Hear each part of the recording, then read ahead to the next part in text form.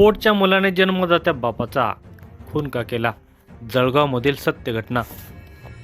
जन्मदाते आईबाप मुलांच्या जन्माला पुरत नाहीत हे त्रिकालाबाधित सत्य आहे। मुलांना शिक्षण देऊन ते त्यांना स्वबळावर उभे करतात, त्यांचे विवाह पार पाडून त्यांचा संसार मार्गाला लावतात।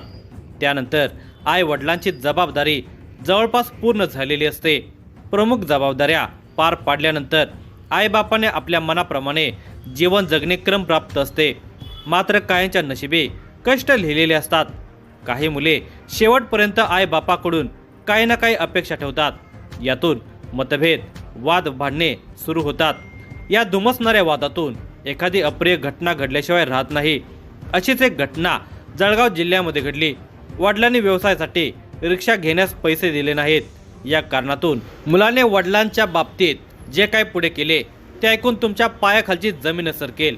जळगाव जिल्ह्याच्या चाळीसगाव या तालुक्याच्या गावी MJ नगर परिसरात भिकन मोरे हे सेवानिवृत्त वायरमन आपल्या परिवारासह राहत होते। पत्नी सकुबाई आणि मुलगा कल्पेश असा त्यांचा छोटासा परिवार होता। महाराष्ट्र राज्य वीज वितरण कंपनीतून सेवानिवृत्त झाल्यानंतर भिकन यांना थोडीफार रक्कम मिळाली होती। त्यांची पत्नी सकुबाई मोलमजुरी करून कुटुंबाला हातभार लावत होते। त्यांचा मुलगा कल्पेश हा तसा रिकामाच होता। या जगात कामधंदा शोधणे हे एक कामच असते। तेच कामधंदा शोधण्याचे काम तो करत होता। दरम्यानच्या कालावधीमध्ये रिक्षा चालवण्याचा विचार त्यांच्या मनामध्ये रुजला होता। काही करून रिक्षा विकत घ्यायची आणि आपला उदरनिर्वाह करायचा हे त्याने मनाशी निश्चित केले होते। नवी कोरी रिक्षा विकत घ्यायची, तिची चांगली सजावट करायची, तिच्यात कर्णमधुर संगीत व्यवस्था करायची आणि पैसे कमवायचे असे त्याचे स्वप्न होते। मात्र त्यासाठी त्याला 5 लाख रुपयांची गरज होती। रिक्षा घेण्यासाठी 5 लाख रुपये वडिलांनी आपल्याला रोख स्वरूपात आणि ते लगेच द्यावेत अशी अपेक्षा तो बाळगून होता। तसा तगादा त्याने वडील भिकन यांच्याकडे लावला होता। आपल्याकडे एकदम 5 लाख रुपये नाहीत असे भिकन यांनी कल्पेशला समजावून सांगितले होते।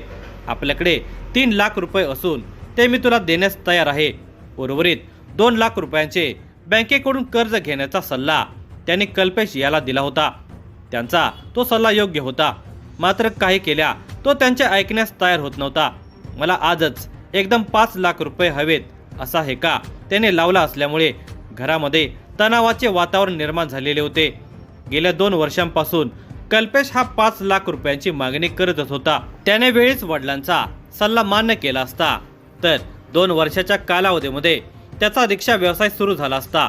तसेच बँकेच्या कर्जाचे हप्ते फेडण्यास सुरुवात झाली असती।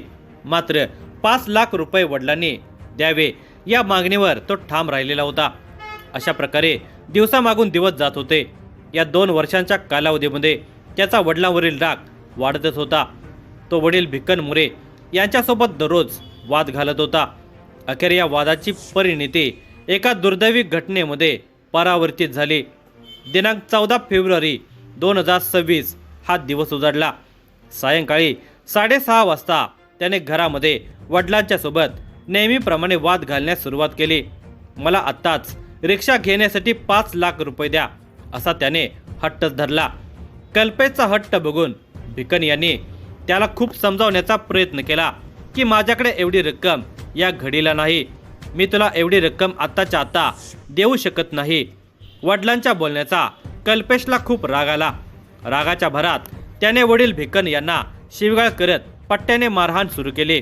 तो एवढ्यावरच थांबला नाही तर त्याने घरात पडलेली लाकडी काठी उचलून काठीने त्यांना जोरजोरात मारहाण सुरू केली।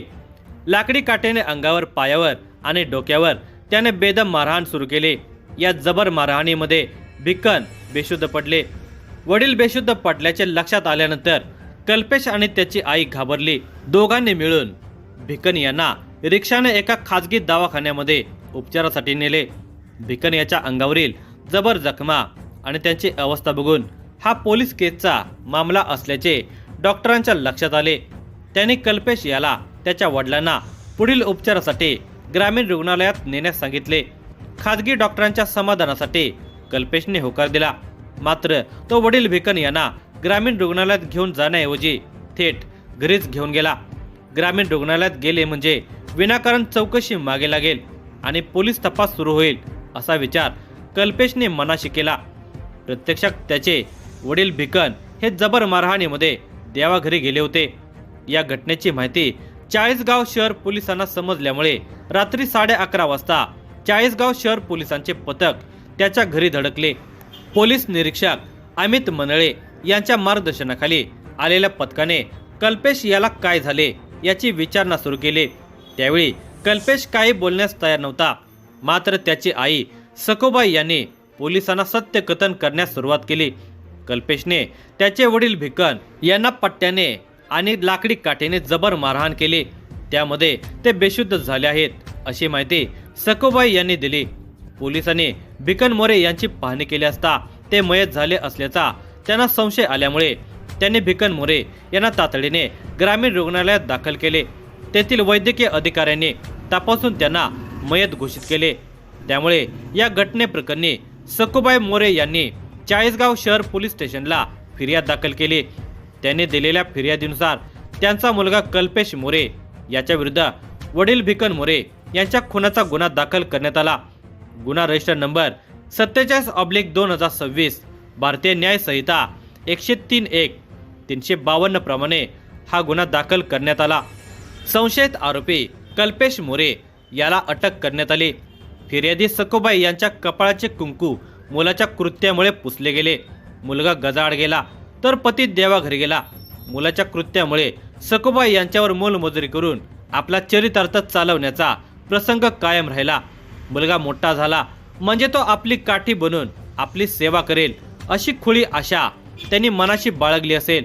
मात्र त्यांच्या नशिबी एकाकी जीवन आणि मोलमजुरी करण्याची वेळ तशीच कायम राहिली. या गुन्ह्याचा पुढील तपास पोलीस उपअधीक्षक विजयकुमार ठाकूरवाड, पोलीस निरीक्षक अमित कुमार मनेळ यांच्या मार्गदर्शनाखाली सहाय्यक पोलीस निरीक्षक